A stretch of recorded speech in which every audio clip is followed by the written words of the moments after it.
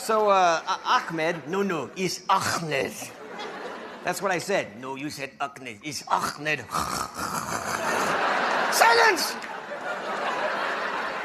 I kill you! Good morning, boss. Anong department ang pinag-a-applyan mo? Engineering department po. Anong alam mo? Alam ko po kung saan kayo nakatira ng misis mo at kung saan nakatira yung kabit mo, boss. Tanggap ka na. Thank you. Alipin. Pero ma'am, ba't niyo naman nasabing alipin po? Ma'am nga ang tawag mo sa akin, eh. Ano kita? Nanay kita, di ba? Kaya nga, ma'am. Ah, nanay mo pala ako. Mayaman tayo, di ba? Tapos tatawagin mo ko alipin. Pautang daw po ng itlog, sabi ni Mama. Oh, ito. Ililista ko ba? Kayo po, kung gusto nyo po, i-drawing nyo. Depende po sa trip nyo.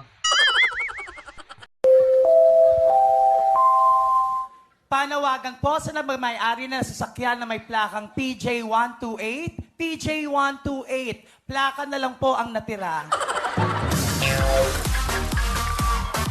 Papasok ako ng restaurant, tatanong mo, kakain po kayo? Hindi, magsasaing, baka pagod ka na eh! Lilinisin ko yung plato! Oh, teka lang. Puso mo, oh. Wag kang magagalit. Agigil mo siya ako eh. Aw, nagpaawa ng aking damdamin. Tunay na mahal ka na. Pindutan mo na! Sana iyoy. Patatuwa ako sa dibdib. Gusto mo bang makita? Ano? Bakit ka nagpatato dyan? Naman, ang tumitignan niyan. Ayoko makakita yan. Eh di wag. Sa iba ko na lang ipapakita.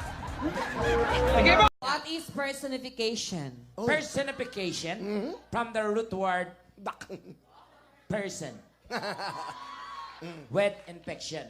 So that, personification. Ipagamot mo na siya. Oh, bakit ngayon ka lang? Niyaya po kasi ako ng mga office mates ko, uminom lang kami. Lasing ka, no? Hindi konti lang naman ininom namin eh. Ay, paano ka magkakaroon ng office mate? Wala ka naman trabaho. Masakit ng ulo ko, ma. Bila akong gamot. Ay nga 5 piso. Marisi, buyat kayo ng buyat. Buti sana kung nagtrabaho kayo, kakapuyat ninyo. Anong gamot? Walang gamot-gamot. Ito, mag-white flower ka, oh. White flower, igupi-gupi mo. Lagay mo dito sa ilong mo. Yan, lagay. Problema sa gugmayo, seryoso ha. Magkakita pagkat sobra pa niya. Kaugalingon mo lingawa. Dapat mag-enjoy ka, kay makakita. Yun.